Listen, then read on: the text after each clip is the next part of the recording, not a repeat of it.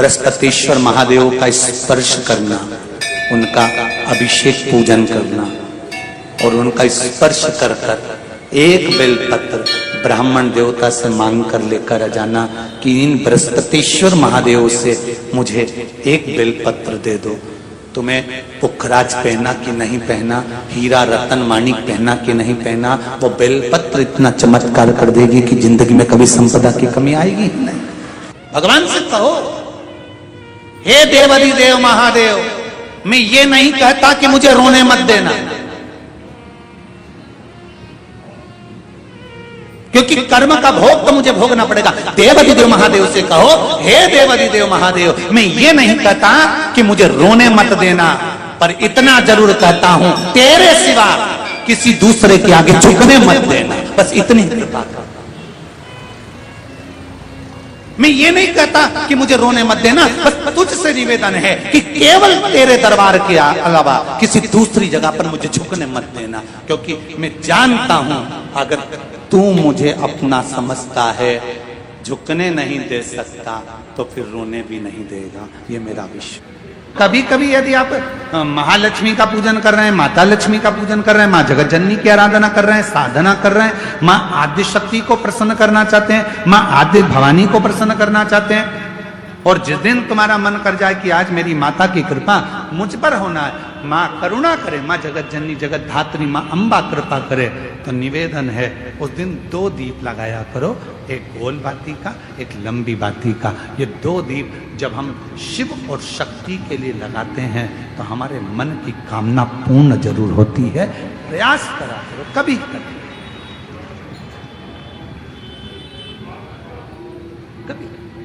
शिव महापुराण की कथा कहती है, रुद्राक्ष की माला पहनने वाला तुलसी की माला को साथ में अगर धारण करता है तो उस पर श्री हरि और हर दोनों ही कृपा करते हैं। यह शिव तत्व है। क्योंकि लोगों ने भेद करा कि लोग भेद करते हैं कि हम तुलसी की माला पहनते हैं तो क्या रुद्राक्ष की माला नहीं पहन सकते, क्या हम रुद्राक्ष की माला पहनते हैं तो क्या हम तुलसी की माला नहीं पहन सकते। कहाँ लिखा? रुद्राक्ष की माला पहनने वाला तुलसी की माला को साथ में अगर धारण करता है तो उस पर श्री हरि और हर दोनों ही कृपा करते हैं। ये शिव बहुत कुछ करा पर आपको यश नहीं मिल रहा, तो बेलपत्री के पेड़ के नीचे हल्दी का शिवलिंग का निर्माण करो। हल्दी पिसी हुई हल्दी का शिवलिंग का निर्माण करो, उसका पूजन कर कर घी का दिया लगाकर भगवान शंकर की वही हल्दी का शिवलिंग का तिलक अपने हृदय पर चाहे पुरुष हो चाहे स्त्री हो, अपने हृदय पर कंठ के पास उस तिलक को लगाएं और बाबा का विसर्जन उसी बेलपत्री के पेड़ के नीचे जल डालकर कर दें। महाराज यश मिलना प्रारंभ हो जाता है। केवल ये यश के लिए ही नहीं होता, इसका एक क्रम और है। मान लो आप किसी मीटिंग में बैठे हो, किसी अच्छी जगह पर बैठे हो, किसी कंपनी के इंटरव्यू में बैठे हुए हो, कोई कंपनी आपके कॉलेज में आई है और आप उसमें सिलेक्ट नहीं हो रहे, तो उसके लिए भी ये कार्य पूर्ण है हमारा, उसके लिए। और ये कहां पर भी काम आता है महाराज। मान लो आप किसी कार्य के लिए जा रहे हो और वो कार्य बहुत जरूरी है कि इस व्यक्ति से मुझे ये पैसे निकलवाना है, इस व्यक्ति से मुझे ये काम निकलवाना है, और वो व्यक्ति बहुत दिन से हाथ में आ ही नहीं रहा, तो उसके लिए भी ये कार्य किया था। अर्थात कीर्ति शुद्ध हो, पवित्र हो और यश की प्राप्ति। शिव के अवतार, दत्त के अवतार श्री स्वामी समर्थ हैं, शिवजी के अवतार, दत्त के अवतार श्री गजानन महाराज भी हैं। दोनों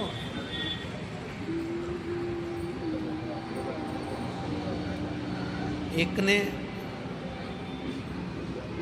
श्री स्वामी समर्थ जी ने मिर्ची को खाकर भी भगवत भजन कर कर परमात्मा की शरणागति प्राप्त करी है।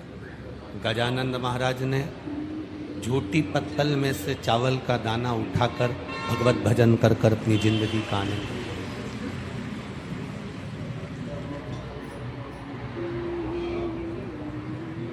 स्वामी समर्थ का नाम लेना भले दुनिया के लोग भूल जाएं, पर जो स्वामी समर्थ जी देकर गए हैं वो दुनिया के लोग कभी नहीं भूल सकते।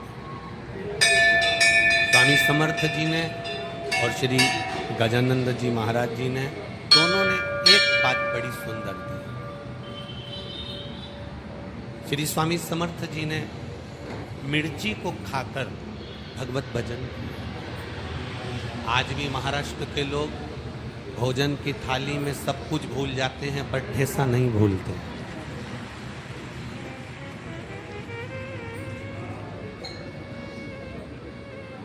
मेरे स्वामी समर्थ जी ने कहा था, मिर्ची खाकर जीवन जी लेना पर किसी को ठेस मत पहुंचाना, इसलिए उसका नाम ठेसा है। और श्री गजानंद महाराज जी ने एक झूठी पत्तल पर से चावल का दाना उठाकर खा रहे हैं। किसी ने पूछ लिया, बाबा आप ये क्या कर रहे हैं? श्री गजानंद महाराज जी कहते हैं, गम गम कहते कहते उन्होंने कह दिया कि ये चावल का दाना नहीं, ये स्वयं ब्रह्मा का स्वरूप है, इसका मैं आदर करूंगा तो ये मेरा आदर है। दुनिया की सबसे बड़ी रसोई, दुनिया की सबसे बड़ी अन्नशाला, दुनिया की सबसे बड़ा भंडारा, दुनिया का सबसे बड़ा भोजन, दुनिया का सबसे सुंदर रसोई घर अगर चलता है तो श्री गजानंद महाराज के चरणों में ही चलता है।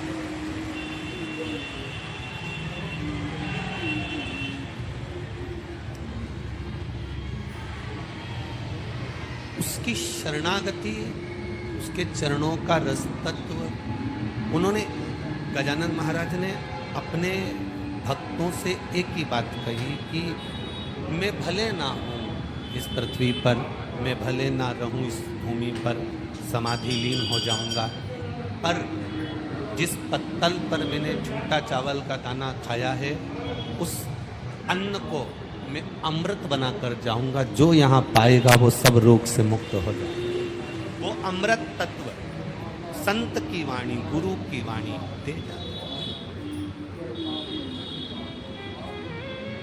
पूरा महाराष्ट्र, संपूर्ण महाराष्ट्र की भूमि संतों से भरी पड़ी है। आपकी भाषा में कहते हैं, महाराष्ट्र संता सुन भरून आए। सारा महाराष्ट्र संतों से भरा पड़ा।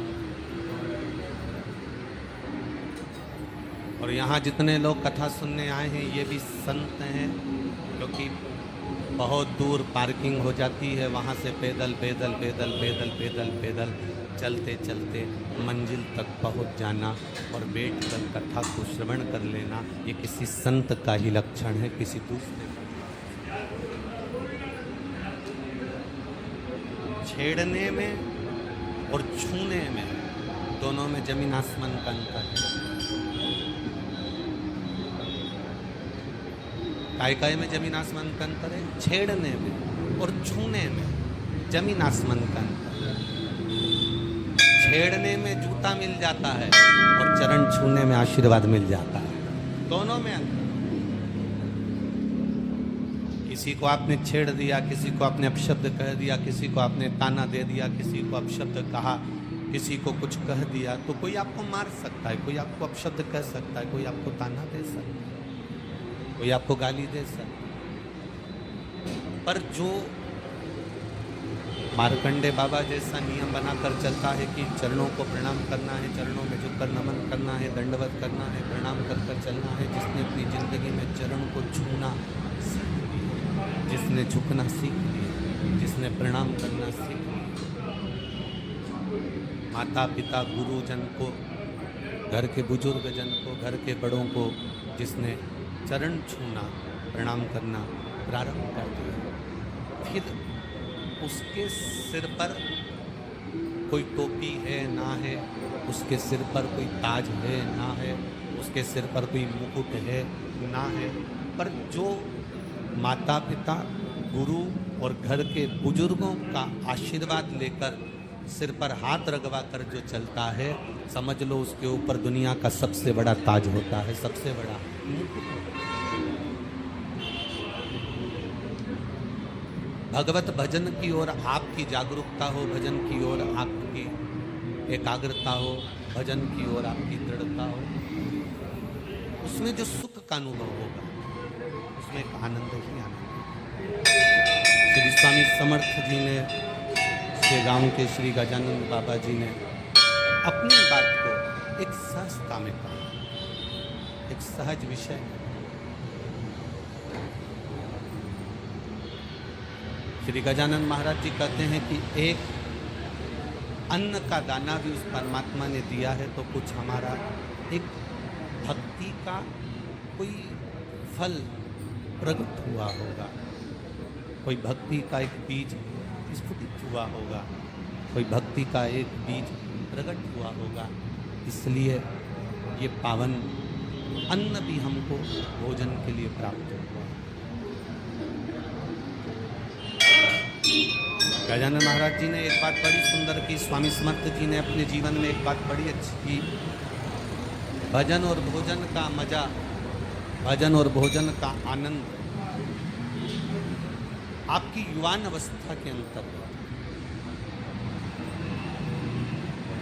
आपकी जैसी अवस्था है, शिव महापुराण की कथा कहती है जिस अवस्था में आप अभी हैं, बचपन अवस्था है, आपकी जवानी अवस्था है, आपकी अधेड़ी है अवस्था में है, आप बुढ़ापी अवस्था में हैं, आप जिस अवस्था में, उस अवस्था के अंतर्गत आप भजन का भी आनंद ले सकते हैं और भोजन का भी आनंद ले सकते हैं। उस अवस्था के अंतर्गत आप परमात्मा के गुणगान का भी आनंद ले सकते हैं और भोजन का भी ले सकते हैं। युवान अवस्था रहे तो उसका मतलब ये नहीं है कि हम उसको व्यर्थ गंवा दें। बचपन मिला, जवानी मिली, हम उसे व्यर्थ गंवा दें, ये श्रेष्ठता नहीं। हमारी अवस्था के अनुसार हम बचपन हैं तो अवस्था के अनुसार भजन भी हमारा बलवान होना चाहिए।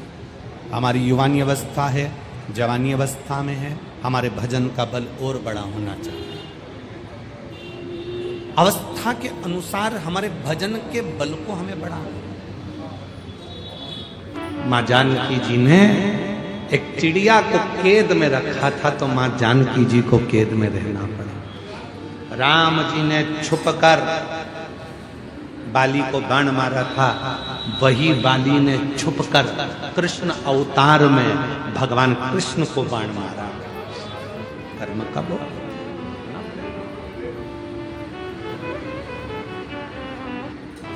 कितना सुंदर व्याख्यान। कश्यप बाबा का कथा आती है, कश्यप ऋषि की कथा आती है। कश्यप बाबा स्वयं एक यज्ञ की रचना करे और उस यज्ञ की रचना करने में कश्यप बाबा को गौ माता की जरूरत पड़ी कि गाय लाओ, यज्ञशाला में बांधना है। कश्यप ऋषि गाय लेने के लिए वरुण देवता के पास चले गए। वरुण जी गाय चाहिए। वरुण जी ने कहा कश्यप बाबा गाय तो दे दूंगा पर गाय के बछड़े भी हैं, इनको भी लेकर जाओ।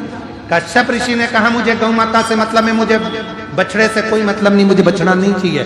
खूब समझाया वरुण बाबा ने पर नहीं माने कश्यप ऋषि। आखिरी में फिर यज्ञशाला में पहुंचे। विद्वान ब्राह्मणों ने कहा इस यज्ञ को पूर्ण करने के लिए गौ माता की जरूरत है, गाय ला कर दो। कश्यप ऋषि गए, आधी रात को वरुण जी की गौशाला में जाकर गौ माता को खोल कर लेकर आ गए। उनके बछड़े रंभाने लगे, चिल्लाने लगे बछड़े। जब गौशाला में से बछड़े की आवाज आई, वरुण जी दौड़ कर गए। जाकर देखा बछड़े रो रहे थे। क्या हुआ? गौशाला में जाकर देखा तो गाय नहीं थी पर बछड़े थे। मालूम पड़ा कि कश्यप ऋषि यज्ञ को कराने के लिए गाय लेकर चले गए। बछड़े खोलकर कश्यप बाबा के यज्ञशाला में वरुण जी पहुंच गए। वरुण जी ने कहा कश्यप बाबा आप यज्ञ करो, मना नहीं है, आप गौ माता को रखो, मना नहीं है, पर इन बछड़ों को भी साथ में रखो। गाय बिना बछड़े के कैसे रहेगी? बछड़े के बिना गाय सुनी और गाय के बिना बछड़ा सुना। कश्यप ऋषि नहीं माने। यज्ञ करने के लिए केवल गौ माता की जरूरत है, इसलिए गाय को रखूंगा, बछड़ा नहीं चाहिए। वरुण जी ने हाथ जोड़ लिए, आप या तो गाय वापिस कर दो या फिर बछड़े रखो। पर कश्यप बाबा नहीं माने। आखिरी में वरुण जी जाते जाते कह दिया, सुनो कश्यप ऋषि, तुम ऋषि हो गए अपनी जगह के, संत हो गए अपनी जगह के, मैं वरुण आज श्राप देता हूं, तुम्हारा अगला जन्म वसुदेव के रूप में होगा। और जैसे मेरे बछड़े अपनी गाय के लिए रो रहे हैं, वैसे ही तुम भी अपनी औलाद के लिए रोओगे। और वो वसुदेव जी के घर में बच्चे हुए और रोना वसुदेव बाबा को पड़ा, रोना वसुदेव जी को पड़ा। कर्म का दंड मनुष्य को भोगना है। अगर परमात्मा ने हमको अच्छा हाथ दिया, अच्छा पांव दिया, नेत्र दिया, शरीर दिया, सारा शरीर अच्छा बनाया, परमात्मा को धन्यवाद देना, ये तेरी कृपा से प्राप्त हुआ, तूने दिया, तेरी करुणा से।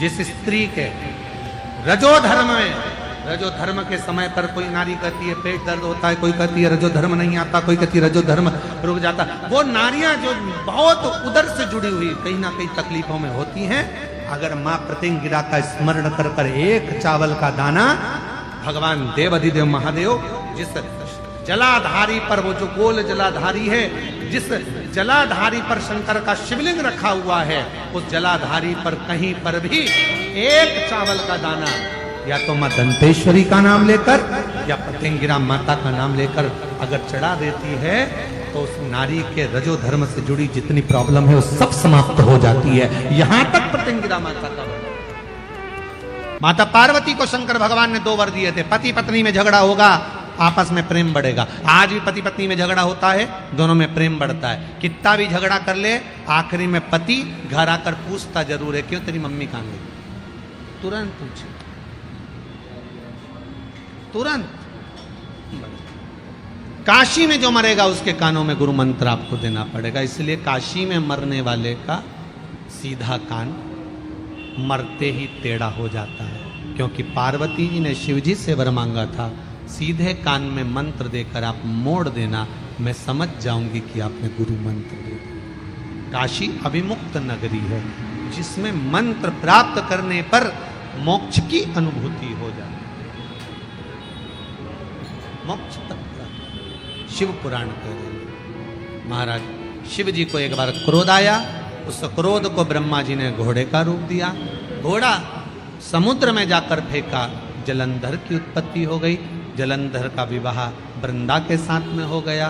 वृंदा पतिव्रता धर्म का पालन करने वाली थी, पति को परमेश्वर मानने वाली थी, पति के चरणों का नित्य स्मरण करने वाली थी वृंदा। भगवान की भक्ति में वृंदा ऐसी डूबी, ऐसी डूबी। इधर पति गलत काम कर रहा है और वृंदा भगवान का भजन कर रही है। शिव महापुराण की कथा कहती है, हमारे घर में, हमारे परिवार में, हमारे कुटुंब में कोई एक व्यक्ति ऐसा भगवान देता है जिसके भजन के कारण बस हम सब अपनी जिंदगी सुख से जीते हैं। कोई एक व्यक्ति हमारे परिवार में ऐसा होता है, कोई एक। आप इस अभिमान में मत रहना कि आपका दिया खा रहा है, नहीं नहीं, परिवार में जरूर कोई ऐसा व्यक्ति होगा जिसकी भगवान उसकी कृपा का हमको दे रहा है। सबको धन्यवाद देते रहा करो, जब मर्जी मिले तब। बेटी अपने भाग्य का, बेटा अपने भाग्य का, माँ अपने भाग्य का, पति अपने भाग्य का, पत्नी अपने भाग्य का। कोई किसी का नहीं खाता, सब अपने भाग्य का खाता। और आपको जहां जिस जगह का लिखा होगा कि आपको यहाँ का भोजन करना है, गए थे किसी के यहाँ शादी में, कई बार शादी में भी खाना खाकर नहीं आते, दूसरी जगह खाना पड़ता। मामा जी क्या चले गए, मौसी जी क्या चले गए, क्यों? तुम to शादी में वहां गए थे, माँ का खाना नहीं लिखा था, माँ का अन्न नहीं लिखा था, आप दूसरी जगह पर जाकर खा लेते, माँ का नहीं लिखा। शिव भक्ति प्रबल भक्ति। महाराज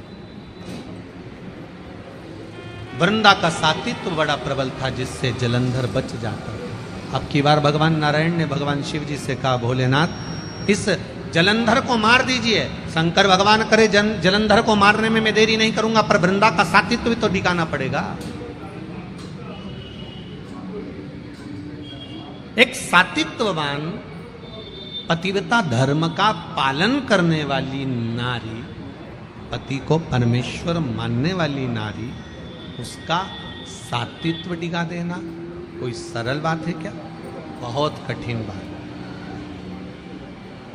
उन्होंने कहा, कई बार लोग कहते हैं हमारी माता के वचन बिल्कुल सत्य होते हैं, कई कहते हैं हमारे पिता के वचन बिल्कुल सत्य होते हैं, कोई कहते हैं मेरी पत्नी ने जो बोला बिल्कुल सही बोला, कोई कहती है मेरा पति बोलता है बिल्कुल सत्य बोलता है, कई बार मेरी बेटी बोलती है सत्य बोलती है। कारण क्या है?